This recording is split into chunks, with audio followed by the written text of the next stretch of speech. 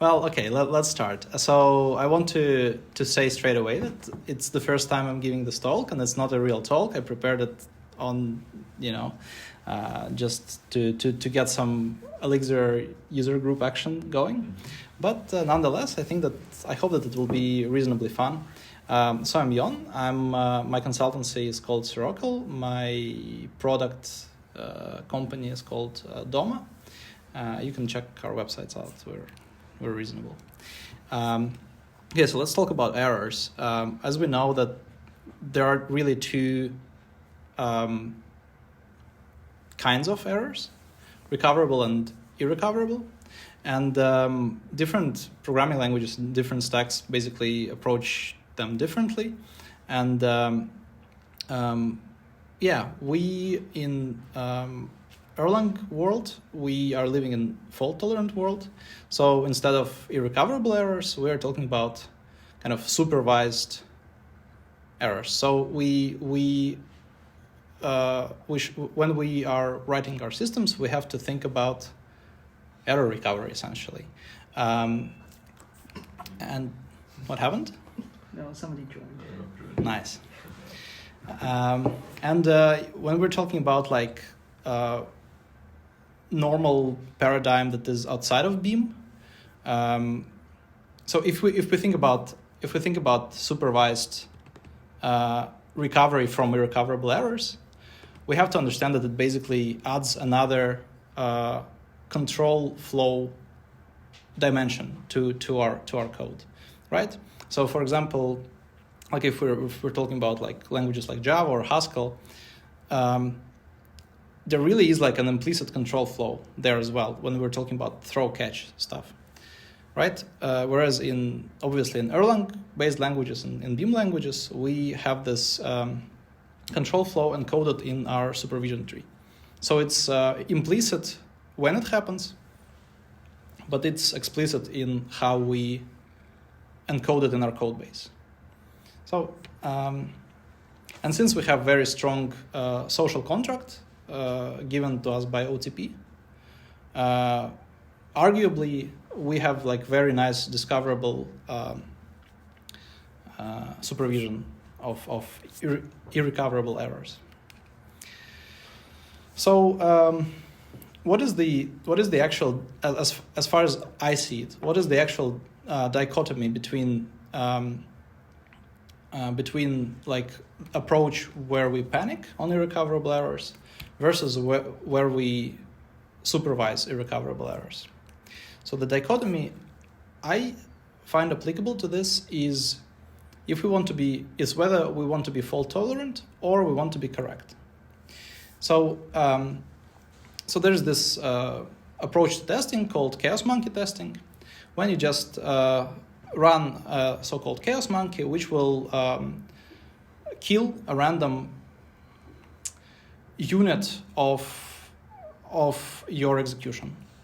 It may be throwing from a random function. In Erlang or Elixir, it may be killing a random process. And the question is, the dichotomy as I see it is that in fault-tolerant systems, we want to survive the chaos monkey, whereas in correct systems where we are kind of making things that are correct by construction, we want to provide evidence that chaos monkey situations will not happen. And another thing that I'm talking about here is the notion of systems. So I have this question mark here when I talk about correct systems. And I was tempted to say correct programs, because one of the key aspects of systems is that they are complex and they have emergent behaviors. So, and by definition, you can't really precisely state things about emergent behaviors, or rather you can like maybe predict that they may happen, or reason about them asymptotically perhaps.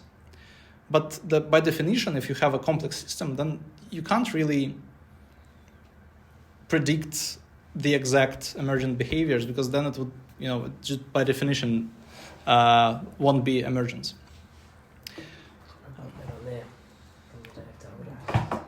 Yeah, of course.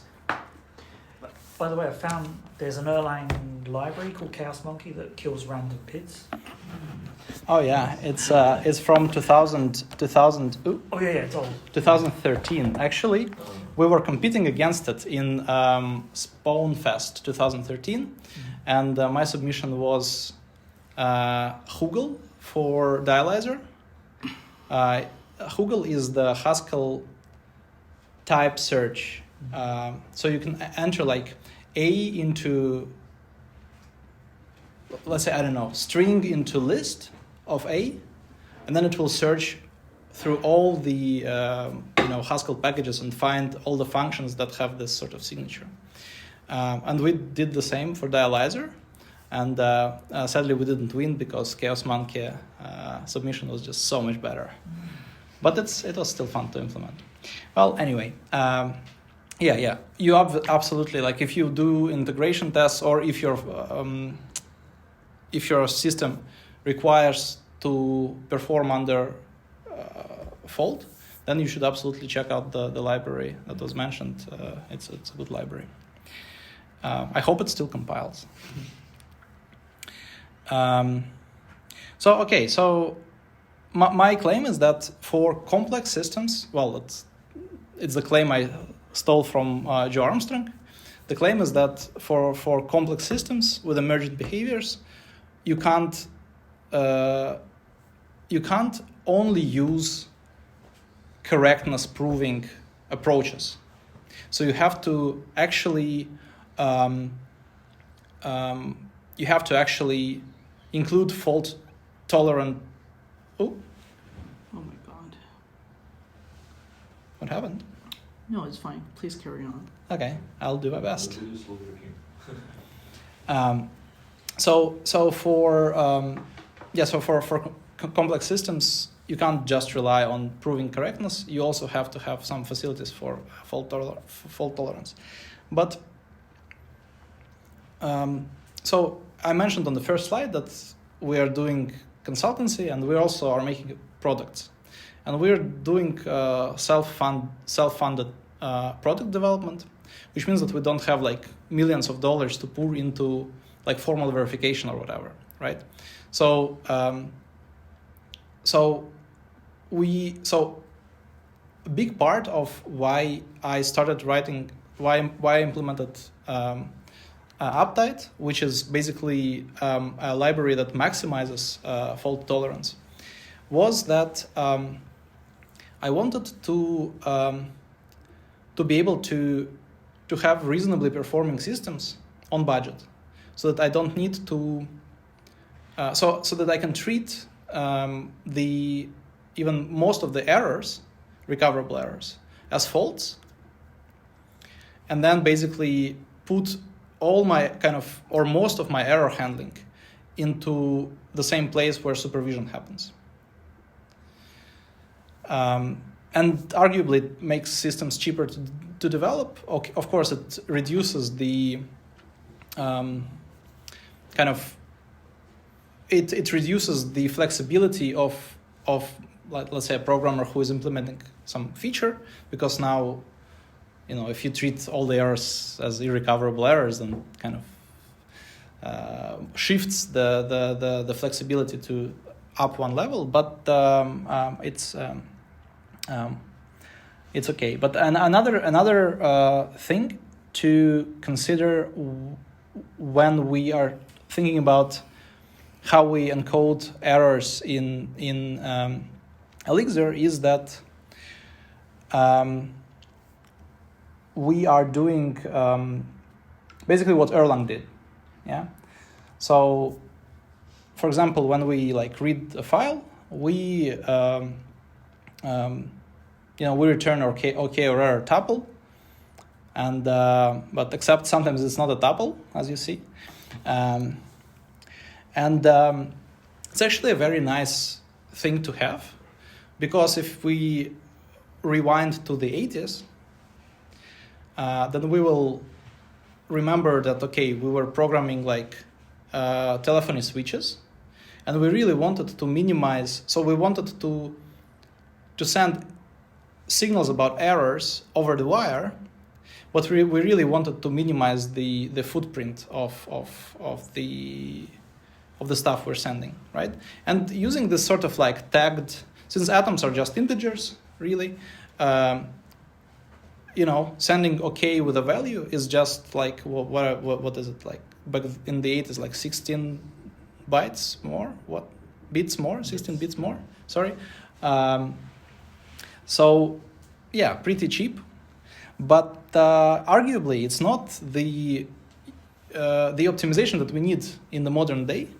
Because like if we needed to optimize for space, we wouldn't be using HTTP.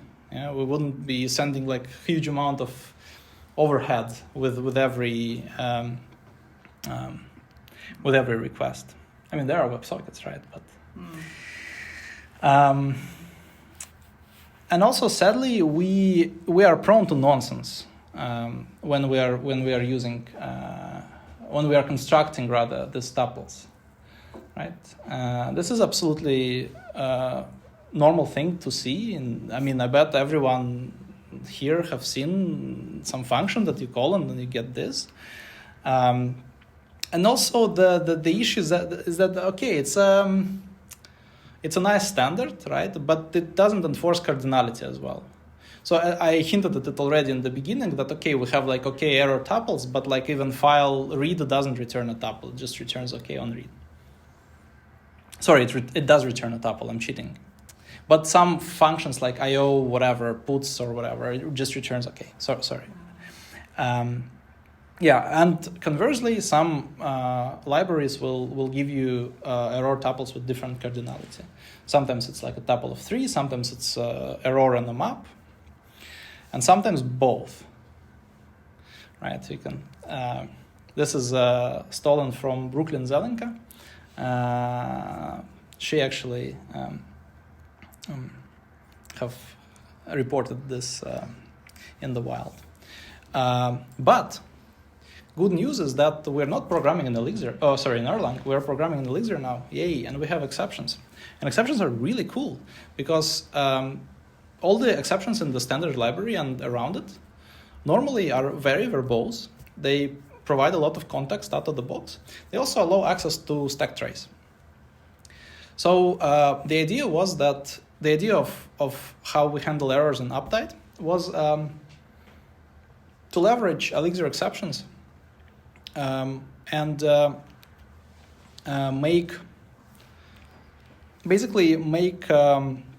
make a library which allows you to ergonomically use them as terms, like not as part of control flow, but as terms. And we will see how it plays out a little bit later. But let's first crash something. So we already have seen that we have, because we want to crash things. We have already seen that we have a file called flake.nix. Now let's make a typo and try to use a bang function to crash. Okay, so we have some error. It prints something out, but we crashed.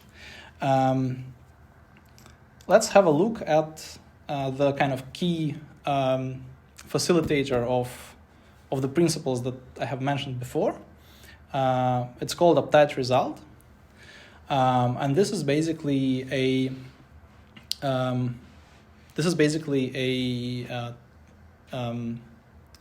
data structure with a constructor called .new that will showcase the principles of how we handle errors here. So as you see, we got back a term rather than an error. Rather than a crash. And the term consists basically of two meaningful items. One is exception that was raised, and the other one is stack trace. what it allows us to do is, first of all, it allows us to use to only encode happy path, and I'll show it a little bit later.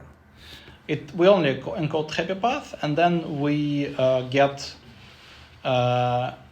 we get result. So we get like okay error tuples essentially, except kind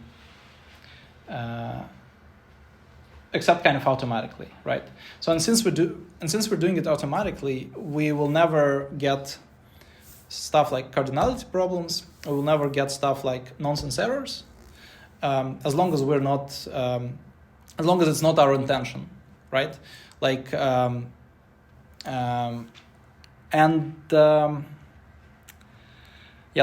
let's go to another slide. Oh, I think my slides broke a little bit. Okay, sorry. Actually, let's do this. What's also cool about it is that we defined a bunch of instances for this type, and we can now do stuff like chaining of these things and running computation under result. So let's just run this. By the way, if anyone has any questions about what is written here, please ask, because I don't want to spend too much time on this, but if something is unclear. Basically, this thing is a f map, like functor map. So we run this thing under result, and we will see that. So if the result is okay, then this computation will happen. Otherwise, it will just drag the error through the calls. It will not do any computations otherwise. And then extract is just a way to generically get something out of some container. Let's put it like this. So it's like, I don't know, generic unwrap or whatever. It's whatever. No, it's not unwrap. It's extract. I don't know. Yeah, it comes from here, and I don't know if you can do stuff like this with just Elixir. It will be much more complicated because you're going to have to do with something, so you have to do with and then tuple okay something and then arrow something. Mm-hmm. So then you have with, but even with it's very complicated when you have to handle errors. Mm-hmm. Because the handling of errors, it's basically it's a following through result of with. It's not like you cannot specify it in a hierarchical manner that looks beautiful. Mm-hmm. It will look horrible, but it's specifiable, of course, mm-hmm. because it's Turing complete, but it's not as nice. Yeah. So yeah, it plays nicely with functional libraries. I mean, it depends on them as well. So there's a caveat. maybe I can write Uptight without, like Uptight imp or whatever, without support for functional programming, but it supports functional programming out of the box. And then, well, I already mentioned that it's monadic. You can it's a very weird example because I'm not actually using the fact that it's monadic here. But I already mentioned that it's functorial. Yeah, so we can. So now So basically, the point of this example is that if we get an error, then what I was talking about on the previous slide, then this computation will not happen because it's kind of nonsense. But we will not have any problems with running this code. We will just get what we expect.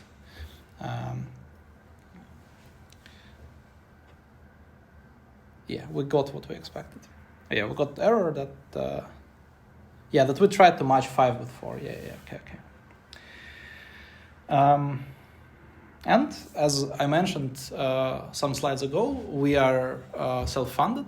So we don't have a budget to, for example, to use advanced localization frameworks or advanced. Well, we claim that rendering backend error on the front end is kind of localization.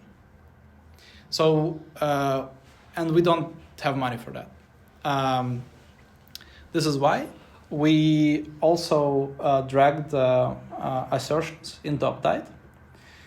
And this is absolutely normal production code. Well, obviously, aside from this, because that would defeat the purpose of writing features. But you can have your happy path. Let's say that you think that, 5, so that 2 plus 2 is 5, yeah? And then, so yeah, if you think that this is true, you can just, present an explanation of it using assert. And can go on with the execution.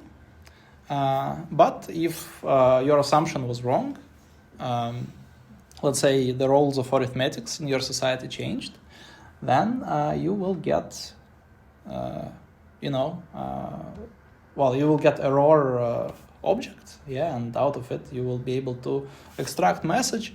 And how we use this in production is, for example, for user input, instead of validating it, right, we're just using happy path to parse it into some data structures. And if user input was faulty, which is fine, for each step of parsing, we will tag it with a message that is human understandable, right? And then we will send the whole context back to the front end. And then the front end can, defer to just showing the message and hope that the user, the end user of the software, of the whatever web front end, will understand the message enough to change their inputs. But if the feature is very critical, then we can also transform it using localization. Very simple localization, very dumb, which is basically dictionary strings into some other strings. But also, I have to emphasize it here, the other aspect of budget friendliness of this approach is that now our front-end developers can, when they're running in dev mode, they can also see all the stack traces, and they also can look at what actually happened in the code. And because sometimes you say, okay, like you enter the correct debit card number, and then your front-end says wrong debit card number, and then you're like, and now my front-end developer will have to go to the backend and like go into the logs or do something like this. But instead, since we are sending the logs, well, not the logs, but stack traces to the front-end, they can just read them and just have development loop without interruptions and stuff like this, which is pretty cool. It reminds me, my first language was PHP, and there was a print R debugging. I don't know if someone knows it. So there was a recursive print for structures, and you could have a flag if you're in development mode. Oh my God. And if you're in development mode, you could print like everything on the screen as you're running your PHP script. I haven't seen that, but what I've seen was die debugging. Oh, nice. Yeah. That is also. Oh yeah. You insert it and you understand where your script crashes, right? Yeah. You can write like die message, and then if you see the message, then it means that the script executed till then, and if you don't see the message, then it crashed before. Yeah, PHP debugging, yay. That's kind of it. Here are some links. These links are cool. These links are cool. If you're into correctness, I've inserted this link on purpose. This is a very nice blog post about basically what to do if you need correctness. It's in Rust, but it translates really well to other languages. But arguably, if you need correctness, then you probably should use Elixir maybe. That's it. Does anyone have any questions or comments? What did you make the slides with? It's quite cool. It's called Slides. Oh, very good. Very apt name. It's in Go, Oh, okay. proving the point that Go is useful. So, no questions. So you built this with Witchcraft, yeah? And you mentioned Exceptional. Exceptional gives quite a bit of this, doesn't it? What's So missing? What have you added? So with Exceptional, the idea with Exceptional is that they are this approach is actually complementary to Exceptional, because here, instead of using, let me see. So here, for example, we'll print an error here, right? I thought it gave you a monadic pipeline, didn't it? Yeah, absolutely. Yeah. But here, but the thing is that here, instead of using raw errors from raw exceptions from Elixir, we can in principle also put exceptional errors there. Basically, exceptional is talking only about kind of what to do with errors rather than how to generate the errors. Whereas Uptight result is all about how to generate an error. But actually I was thinking about adding like the exceptional flavor to Uptight result. It shouldn't be too hard. So right now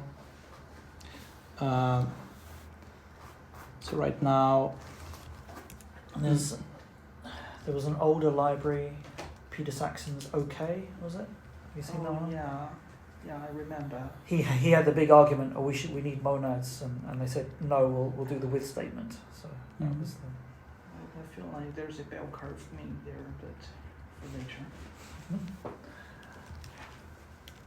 Sorry for color scheme. Color scheme is fine. No, it's like it's very. It was like underlining everything. I mean, I couldn't read it. So basically, the integration with exceptional will be just adding like type exceptional, and then instead of doing this, because I have also like uptight trace, so instead of uptight trace, we will be carrying exceptional structures here.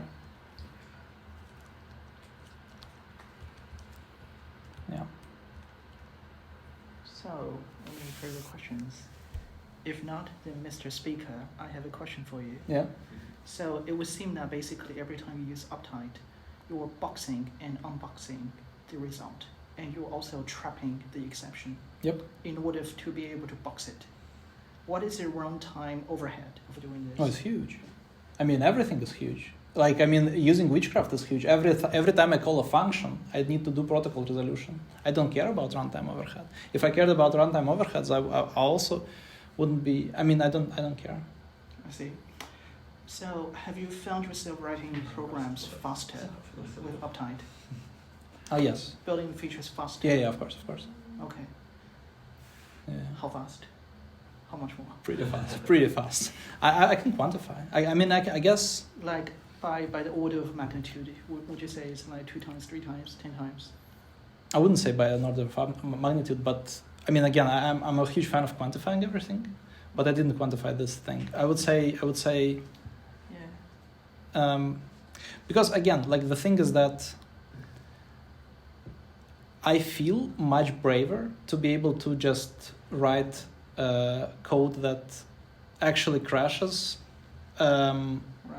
in my libraries, knowing that in my company everyone, like, I don't know how to explain it, but like I just feel like I need to think significantly less, and I can just focus on what my code has to do when it's traveling across the happy path. Right. Further questions from the floor? No question. So this is like every time you write a new project or module, you always use Uptight. Like is that? Yeah. Basically we have. I'll actually. I have an internet connection, right? So I can show our how we live in the product company. Oop. Is Algae still maintained? I know Brooklyn moved on to by crypto. Web3. It's not the same. It is the same. It's not the same. It's not the same. She actually, we had an interview where I talked to her about this stuff, yeah, if you want to see that it's not the same argument by a smart person, right? You should check it out. I think that Fission codes are doing things in good faith. I don't think that there's any negative connotations with the domain. So how we live is the following. We have actually, so we have all these forks of witchcraft libraries, and then we have this programming language fork of Elixir thing, which basically is a patch set that is put in place to maintain compatibility between Elixir and witchcraft. And it's actually very easy for people to develop, because we packaged it with the Flake. And then let's say you want to make a project using this stuff.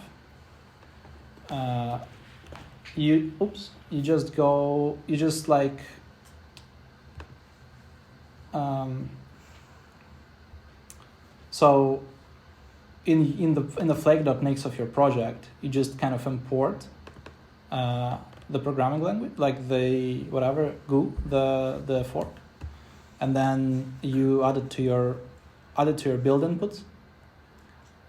Where is it? Somewhere here. Wait, is it here? Oh, here it is. Yeah, and then you add it to your build inputs, and then it provides you with Elixir that is compatible with witchcraft stuff.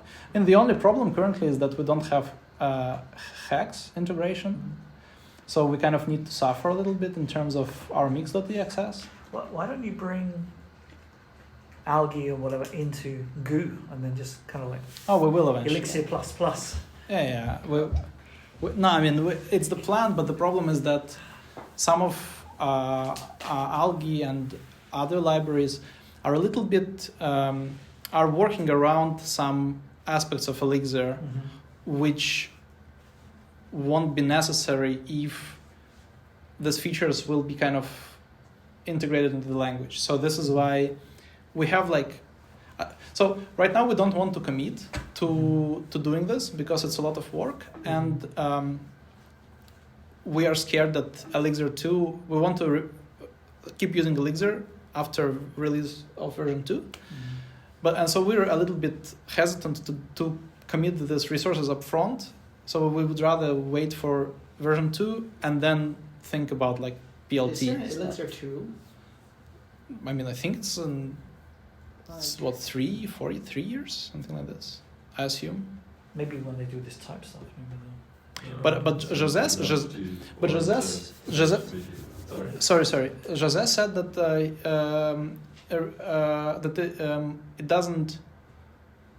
the types initiative is orthogonal to Elixir 2 initiative. He hyped it a lot during the talk about the typing stuff you talk about in the last keynote. Yeah. To be honest, my small brain still hasn't comprehended what it means. There is a paper. It's okay. Yes, I know it's okay. Huh? I know it's okay, but I still don't know what it's about.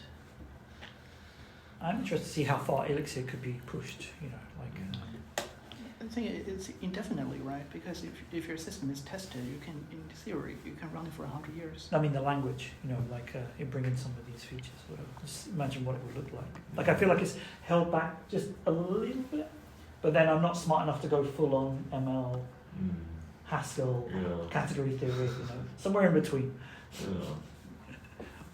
I feel like we're well beyond the time of introducing a new alphabet.